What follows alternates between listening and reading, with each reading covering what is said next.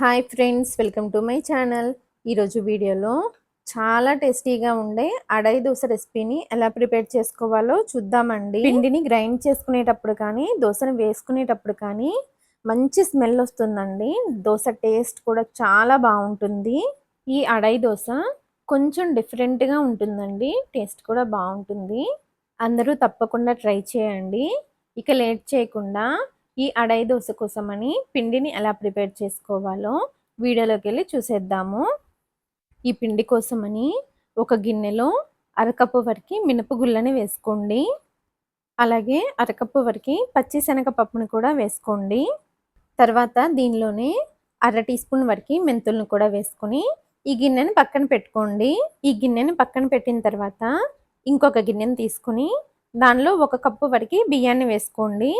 మీరు ఏ బియ్యాన్ని అయినా వేసుకోవచ్చు ఈ దోశకి. తర్వాత మినపగుళ్ళు, పచ్చిశనగపప్పు, బియ్యాన్ని శుభ్రంగా 3-4 సార్లు కడగండి. ఇలా శుభ్రంగా కడిగిన తర్వాత మళ్ళీ ఫ్రెష్ వాటర్ని పోసుకొని ఈ రెండిట్లో ఏదో ఒక గిన్నెలో 2 ఎండుమిరపకాయలని వేసుకోండి. ఈ పప్పులు బియ్యంతో పాటు ఎండుమిరపకాయలు కూడా నానాలన్నమాట. ఇప్పుడు ఈ గిన్నెల పైన మూత పెట్టేసేసి ఈ పప్పులు బియ్యాన్ని 4 నుండి 5 గంటల సేపు నానబెట్టాలి. ఈ పప్పులు బియ్యం 4-5 గంటలు నానిన తర్వాత చూపిస్తున్నాను, చూసారా, చక్కగా నానిపోయాయి.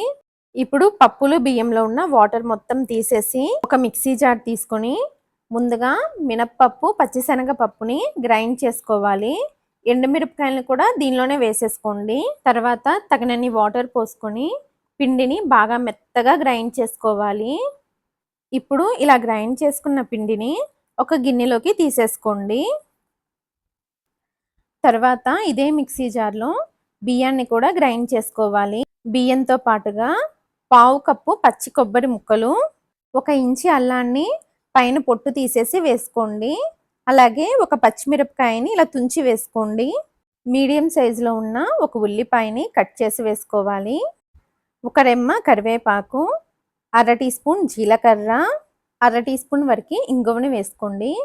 ఇంగువ ఆప్షనల్ అండి, మీకు వద్దు అనుకుంటే స్కిప్ చేసేయండి. ఇక్కడ నేను దోశ మంచి రంగు రావడం కోసమని అర టీ స్పూన్ వరకు పసుపును వేసుకుంటున్నాను. అలాగే ఒక 10 మిరియాలను కూడా వేసుకున్నాను. తర్వాత తగినన్ని వాటర్ పోసుకొని పిండిని కొంచెం బరకగా గ్రైండ్ చేసుకోవాలి. పిండిని గ్రైండ్ చేసుకునేటప్పుడు అల్లం, జీలకర్ర, మిరియాలు, జీలకర్ర, పచ్చిమిరపకాయ, కొబ్బరి వేసి గ్రైండ్ చేసాం కదండి. స్మెల్ అయితే చాలా మంచి స్మెల్ వచ్చిందండి. ఇలా గ్రైండ్ చేసుకున్న ఈ పిండిని కూడా మినపగుళ్ళు, పచ్చిశనగపప్పుని గ్రైండ్ చేసి వేసుకున్నాం కదా, అదే గిన్నెలో వేసుకొని బాగా కలుపుకోండి. పిండి కన్సిస్టెన్సీ చూసారు కదా, ఈ విధంగా ఉండాలి.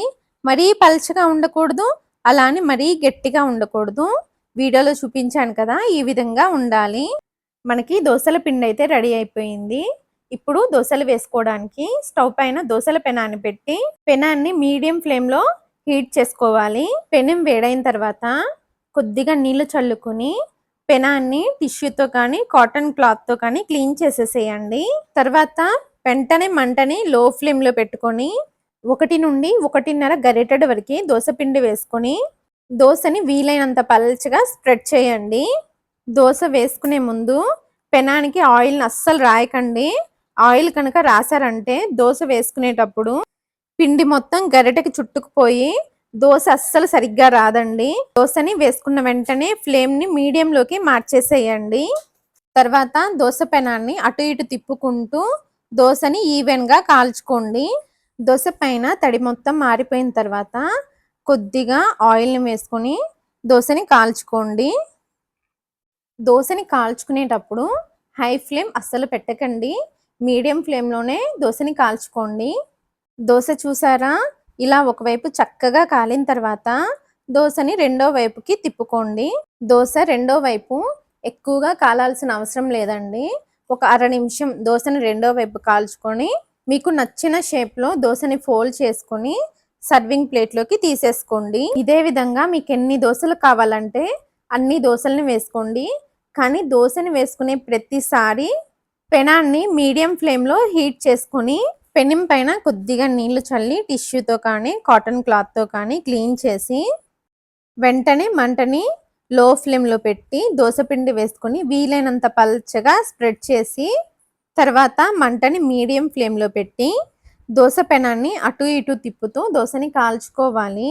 దోస పైన తడి అంతా ఆరిన తర్వాత దోస పైన కొద్దిగా ఆయిల్ వేసుకొని ఒకవైపు కాల్చుకొని దోసని తిప్పి రెండో వైపు ఒక 5 నిమిషం కాల్చుకొని దోసని సర్వింగ్ ప్లేట్లోకి తీసేసుకోవడమే.